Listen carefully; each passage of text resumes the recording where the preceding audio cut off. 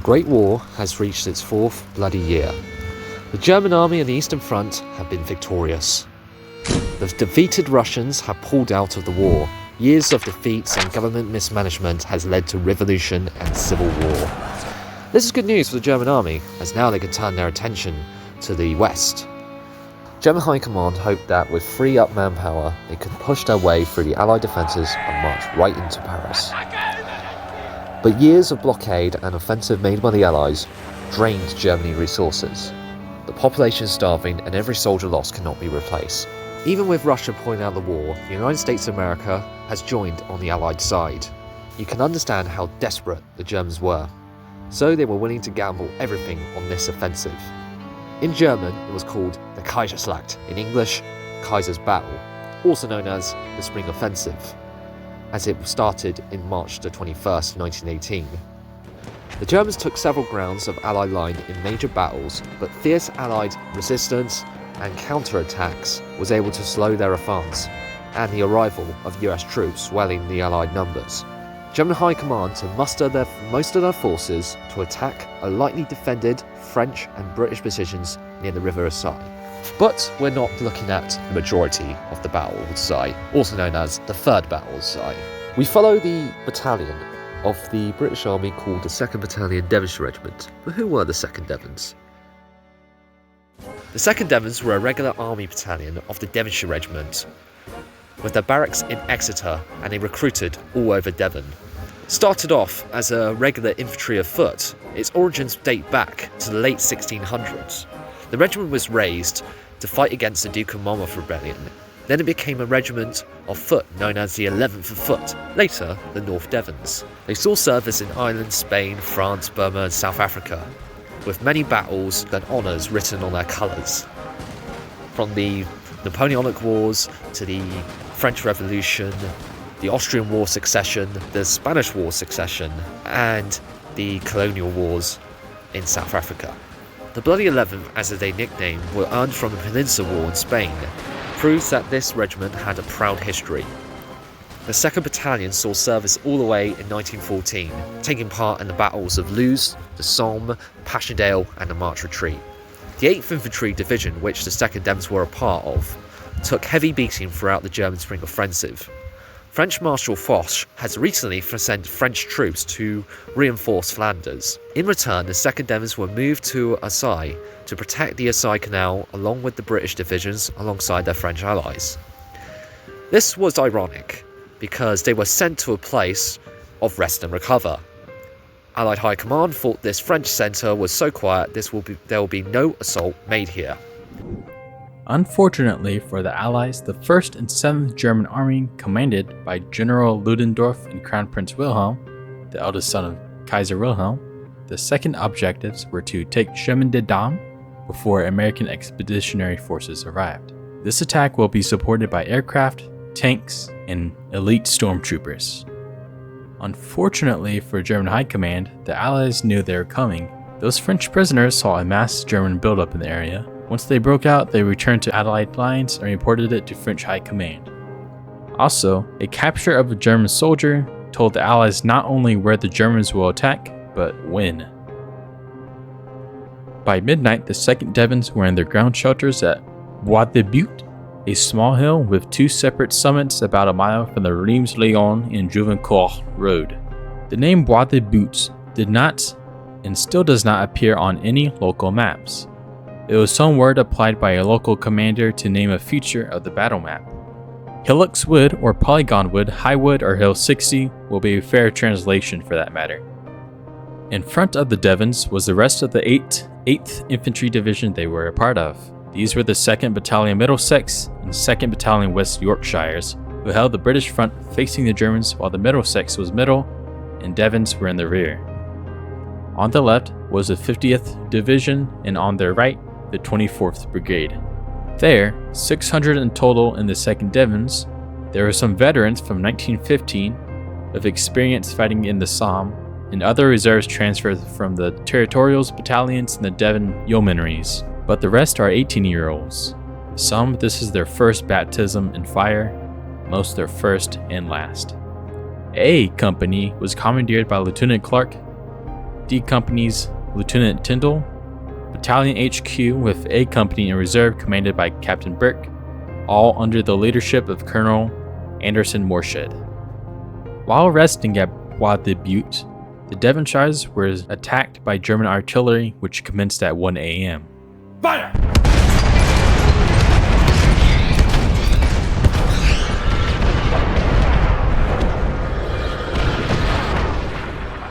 which initiated the Third Battle of the Aisne. Outside the tunnels, the German artillery barrage was deadly effective.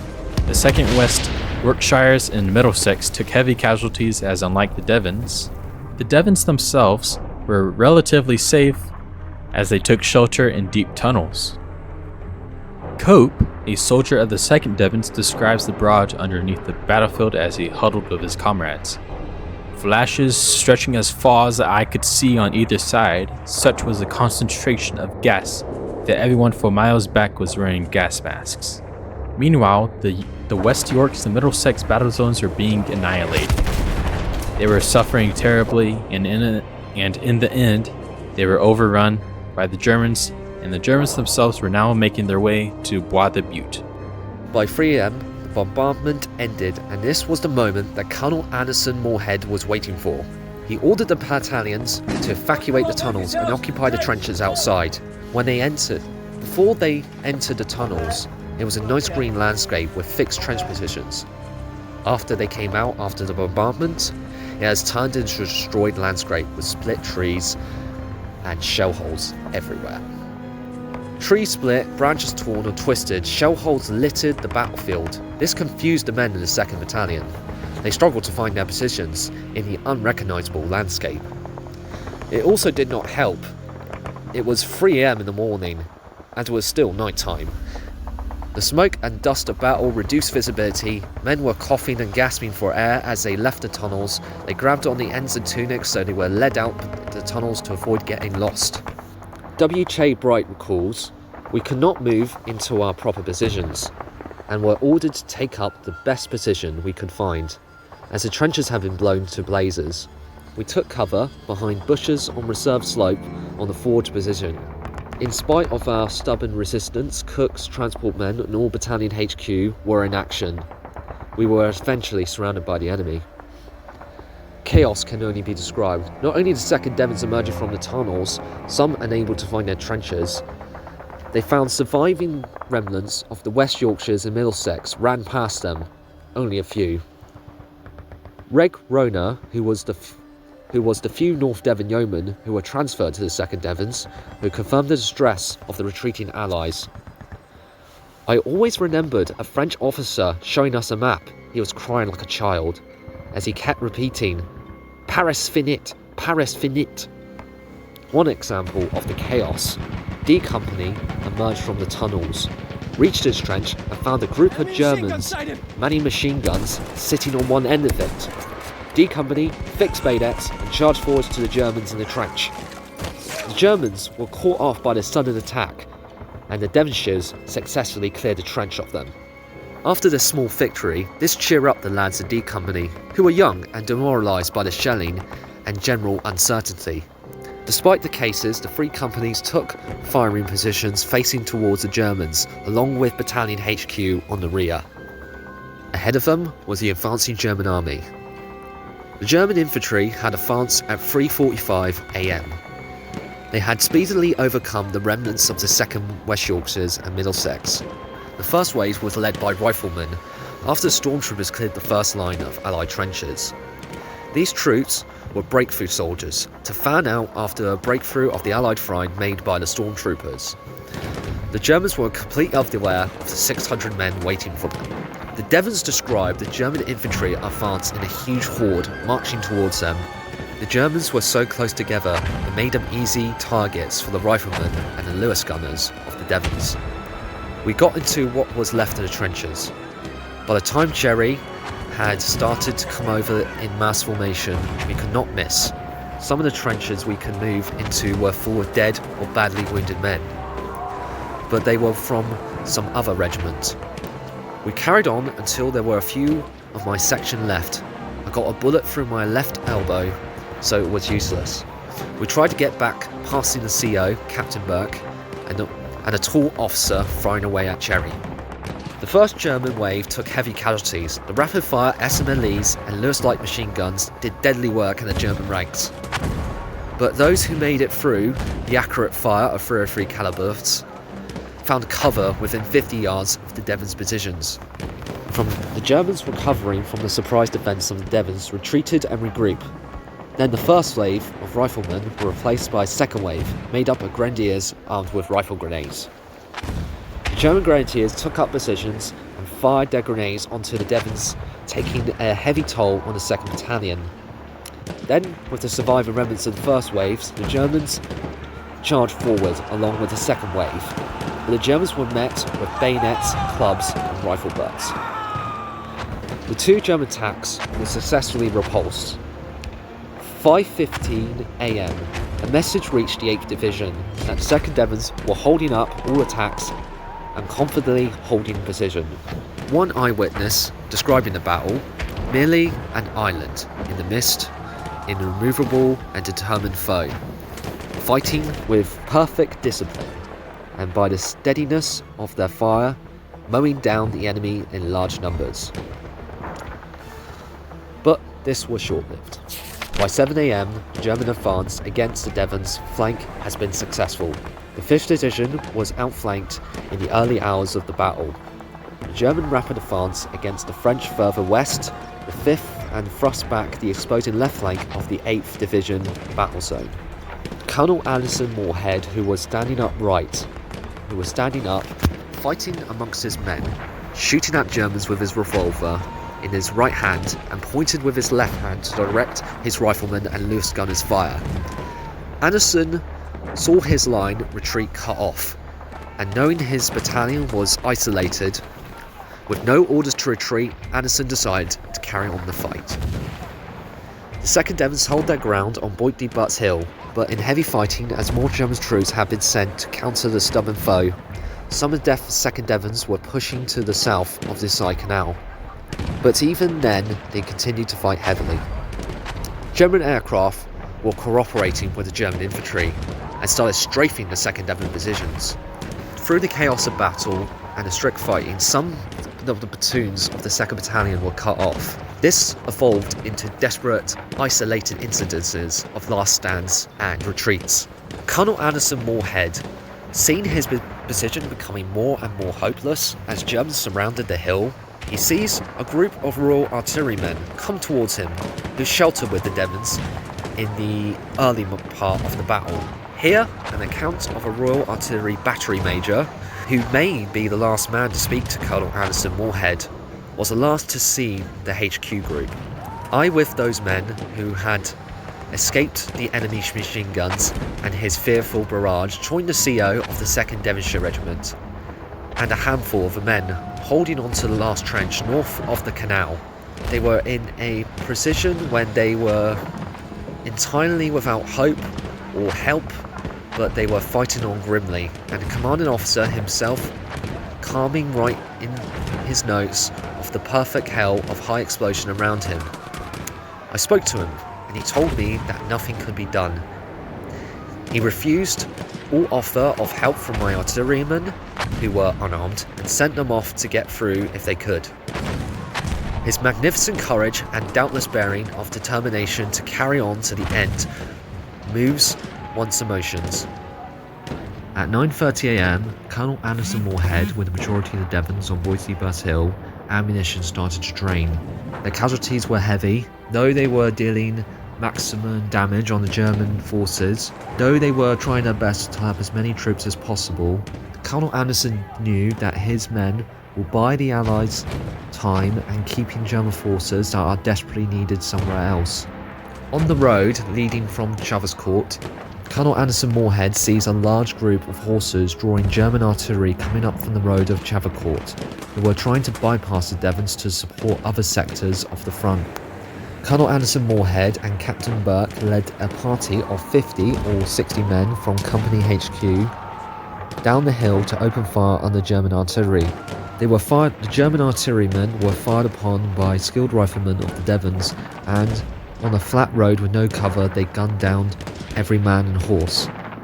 Colonel Anderson Moorhead throughout the battle ordered runners from the 2nd Devons to get to Divisional HQ to receive orders, but since the Allies were losing ground and HQ was moved, so the runners had to take extra time to relay orders, not to mention they have to go through occupied enemy territory because the Devons were surrounded and cut off.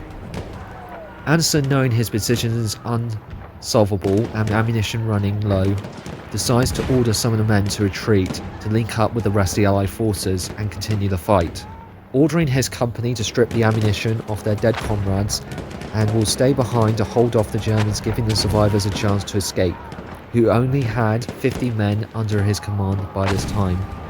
2nd Lieutenant Clark led his party towards Pont-Avet and managed to reach the bridge. Although the village was under intense shell fire, they only had a small group of Devons to escape. Captain Burke, who was by Colonel Anderson's side throughout the battle, wrote to Anderson's brother in 1919 after the battle, on his brother's last stand. The colonel, seeing our men keeping their heads too low, got upon our parapet. I thought I had better to do so as well. I directed our fire as suitable targets appeared, and then were all right by now, and our fire became very effective and caused great casualties, especially in a division of German artillerymen. When coming down the hill, it was so entirely wiped out that others in the rear had to take a circular course, which delayed their arrival and a new front for several hours. About 11 AM, Colonel Anderson Moorhead had gone round the trenches at several times before shortly afterwards went across the top of the hill in his usual route, when he fell heavily forward and lay motionless 20 minutes later. I was crossing the struck by a machine gun bullet, as properly he had almost been 10 years from him, and I lay there for 7 hours, and he never stirred. Before Captain Burke was hit, even then it's possible that isolated groups of remnants of Ford companies were still holding out on Bois Hill. With 60 men only remaining and only a few rounds left, not deciding to surrender, they instead loaded their last charges, fixed bayonets, and charged the advancing Germans. Captain Burke described the last 60 of the 2nd Devons were in the thick of the enemy. Fighting ceased at 12:30 PM on the 27th of May 1918. By the end, 23 officers and 528 men were killed or posted missing or captured. But this, however, did not end. The 2nd Battalion part in the battle, which continued for the next 8 days. Even though a few party of Devons were able to escape, some swam across the canal but unfortunately had to leave their rifles and equipment behind. Unfortunately, a few were captured as the Germans who crossed the river reached the other side of the canal at 11 o'clock, but most escaped. For those who were captured with wounded Captain Burke, who was picked up by German field medics to a casualty clearing station, the captured Devons who can still do work were told to carry off the wounded by duckboards into captivity. All can be remembered was Captain Burke's anger at the Germans. Even captured and wounded, he continued to shout hate towards his enemy, his language which was terrifying to hear, and continued well behind enemy lines. A few wounded struggled to the rear and were given as few as much treatment which was possible, before evacuated to friendly lines, as the Germans advanced gained more ground. Another 2nd Devon, Private Francis Westlake, who was with 7 other Devons, pushed into a trench, and the Germans put a sentry to guard them. But the guard went off to the officers' dugout drinking, and the Devons made a run for it. They started with 7, but 3 were killed. Westlake and his friends got over the canal and laid up overnight in the wood. They stayed there for 4 days without any food. They were picked up by a French regiment and were given some biscuits.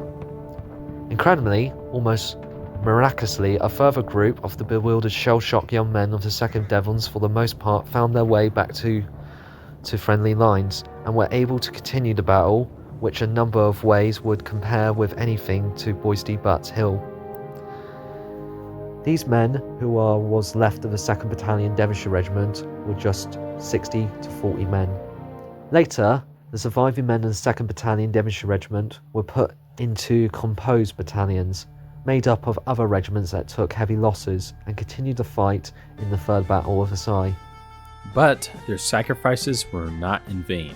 Much credit is given to the Devons for bravely holding back the German forces. The Devons earned high recognition from the French army from the reports of their battle, and they were rightfully awarded the Croix de Guerre, the highest French award available to be awarded. The medal wasn't given to individuals of the Devons, but in fact it was given to the unit as a whole, which was big news for the British government and people back at home. When units face such high losses, they're usually disbanded or amalgamated within another unit. But for the Devons, it was decided that the 2nd Battalion would not be disbanded and that new recruits coming from other battalions, such as tutorial battalions, would fill up the ranks of the 2nd Devons back to full strength, and they continued the war all the way to the Allied counteroffensive on the Hindenburg Line. The 2nd Devons continued to wear the Croix de Guerre medal ribbons on their shoulders of their uniforms all the way up to the Second World War, where they landed in France to fight against the Germans in Normandy and all the way to Berlin. Even to this day, the Devons still wear the Croix de Guerre, as they'll never forget the last stand of the 2nd Battalion Devons. Semper Fidelis, Latin, forever faithful, the Devonshire regiment motto.